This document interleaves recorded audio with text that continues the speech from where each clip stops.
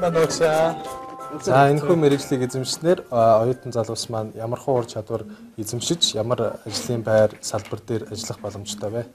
Энэ жилийн судалгаагаар Монгол улсад эрэлттэй хамгийн 10 эрэлттэй мэрэгжлийн нэгд нь хөдөө аж ахуй автоматжуулалт орсон байна. Тэгэхээр ер нь бол энэ мэрэгжлийг эзэмснээр энэ автоматжуулалтын чиглэлээр ажиллах суур мэдлэг боловсрол ур чадвартай бол. За хөдөө аж ахуй үйлдвэрлэлийн автоматжуулалт гэхээр хүлэмжний автоматжуулалт, зойрны автоматжуулалт, хөдөө аж ахуй үйлдвэрлэлийн автоматжуулалт, хөдөө аж ахуйн трактор, комбайн энэ бүх зүйлийн ажиллагааг мэдэх орчин үеийн техник технологийн эзэмших чадвартай болж төгсөх юм байна. За хэрэглээний физик мэргэжлийн бас гол нэг салбар бол энэ материал судлалын салбар байгаа.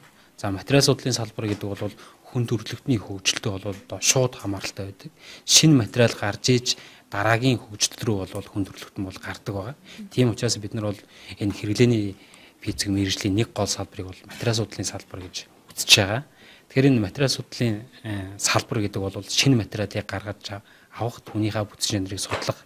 За эсвэл одоо өвөрмөц шин чанартай материалуудыг тусгайлсан зориудаар гаргаж авч түүнийгээ бол одоо хэрэглэх ийм шин чанаруудыг хэрэглэдэг.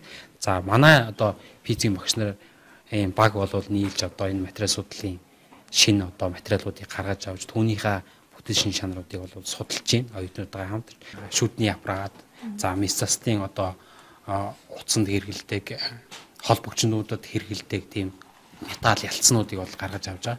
Тэгэхээр энэ шин чанаруудаа ашиглаад орчин үеийн энэ нано технологийн чиглэл рүү явах ийм эрхтүүдийг бас бэлдэх зорилготой байгаа.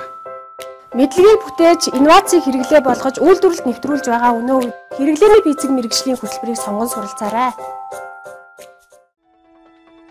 Хогдвортой хөгжилд хувь нэмэр оруулалтын төлөө. Хөдөө аж ахуйн их сургуулийн эсэл